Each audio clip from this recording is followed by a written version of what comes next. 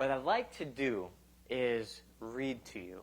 I want to do some reading, okay? And I don't want to just do I'm not talking about kids' books here, but there's so much that comes from great books. And who's got the time, really, to get deep into it? When it comes to Catholic psychology, a great foundation of what we do at CPI is set by the great books that have formed sort of the philosophy and the mission. So I want to start that today, and these books are not easy to get through. I mean, it took 10, 15 years of reading, of coursework, of deep study that not everybody has time for, nor should have to, when there's just little nuggets that you need here and there. So what I want to try to do here is put out some of these nuggets and kind of unpack them a little bit. Okay, so I want to start with the most basic, I'd say the most influential and I guess prevalent work that shows up in a lot of my work. And that's John Paul II. St. John Paul II, as a philosopher, I would say be the most brilliant philosopher to ever have lived. I want to say that almost with some hyperbole, but almost to say like that actually is, I think that's true. His mind was brilliant. Most importantly, he spent many hours of the day in prayer, and I think he had this mystical union with God, which was the source of his philosophical mind. But beyond all that, he laid down some really good stuff. So the work in specifically that I'm referring to here is this: love or responsibility. Love and responsibility is his philosophical foundation for his personalistic anthropology that leads to eventually what we know as theology of the body. This is the philosophy that undergirds the theology. And it's really dense, abstract, takes a long time. I've read it, 7, 8 times. And every time I read it, there's a new thing that pops out to me that I missed before. So I would recommend this as source material. My copy here, I've highlighted so many times that the highlights now are meaningless. And so I had to get another version. They actually came out with a new translation. So this is what the new cover looks like. And I also like to let people know about this little book, which is called Understanding Love and Responsibility. This is really good. It's a great summary, goes through and really kind of lays things out in a clear way. This is by Dr. Richard Spinello, who's from Boston College, and some great work coming out of there in pockets. And so I recommend this book if you want to dig into the source material itself. What I'm going to do here, though, is jump to a certain section where he talks about something that I use a lot in my work called tenderness. His word, tenderness. And his explanation of tenderness is that it is a way of relating to another person who's beloved. And it's a very specific way of loving, not using. You know, the whole premise of this book is that a person is to be loved, not used, when it comes down to it. And then he explains how to love a person, to will their good, but what does that really mean? When it comes to the human dimension of love and the real sort of emotional relationship, subjective relationship between man and woman, this is important. Tenderness, both in its inner orientation and in its external manifestations, differs so much from sensuality and sensual enjoyment that they must not be regarded as identical or even comparable.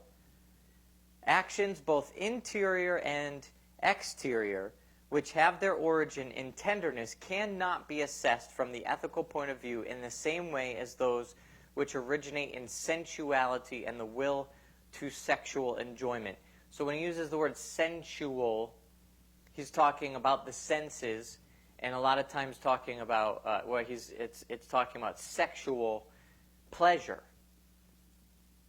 Unlike these, tenderness may be entirely disinterested when it exhibits above all concern for the person and his inner situation. This disinterestedness diminishes as and when manifestations of tenderness serve primarily the need to gratify one's own feelings. But even this may have its value in that it brings with it a feeling of closeness in relation to another human being, and especially if both persons feel a need for nearness. So, think of the overbearing mom or overbearing wife or the over-emotional man who's, it's like they're so gushy and so emotionally sensitive and tied into the needs of the other person, but you could see that it's not really stable. Like if they don't get the right thing back in return, you can see they're going to get upset. So they're really feeding their own needs there. That's what he's talking about here. He's saying even that has some value, but it's not disinterested. A certain self-interest enters into human love without in any way detracting from its proper character, as our metaphysical analysis has shown. Every human being is a limited good, and for that reason capable of disinterestedness only within limits. So we're never going to be pure gift. We're never going to be pure. That's the godlike quality that we drive towards, but the human dimension, he talks about this in another place, especially because you're aware of what you receive. The more you grow, the more you develop in holiness and perfection, the more your intellectual faculties are perfected. You're actually going to be still aware of the fact that you're receiving in the giving. You're never going to be able to leave that behind. You're never going to be totally blind to the skin in the game that you have in the process. There exists then a problem of educating tenderness within the general problem of educating love in man and woman, and consequently between them. This problem is part of the general problem of continence. For tenderness demands vigilance against the danger that its manifestations may acquire a different significance and become merely forms of sensual and sexual gratification. Tenderness, therefore, cannot do without a perfected inner self-control, which here becomes the index of the inner refinement and delicacy of one's attitude to a person of the other sex. Inner self-control leads to delicacy and refinement of attitude towards somebody of the opposite sex. Whereas mere sensuality pushes us towards enjoyment, and the man exclusively under its sway cannot even see that the association between man and woman may have some other significance, that its style can be quite different. Tenderness reveals, so to speak, this other style, and takes care that it is not subsequently destroyed. Again, not just seeking pleasure, not just seeking sexual enjoyment, but seeking this understanding of what's really the inner life of this other person. And he defines sensuality in these terms, and he defines tenderness in these terms as different things. So you're going to go deeper into the inner life of the other person, the whole person. Sensuality, I oftentimes hear people say, well, why isn't this sexual act appropriate? Because I'm thinking about his or her sexual enjoyment also. But that's not the whole person.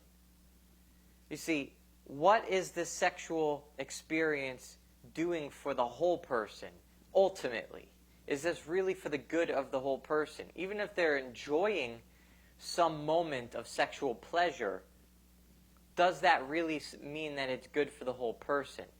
And for a man to understand a woman, that a woman is going to be more in touch with relationship and more in touch with the want, the desire, the need for longevity in relationship. So in other words, is this sexual enjoyment leading to a long-lasting relationship, or is this just a one-night stand? Is this just a temporary gratification? What does the woman's heart really long for? And ultimately, really, the man's heart longs for this too. But a woman is more ordered towards relationship and more in tune with this to start. At the end of the day, even more responsibility is on the part of the woman to be looking out for what the man is really ultimately going to want, which is a long-term relationship.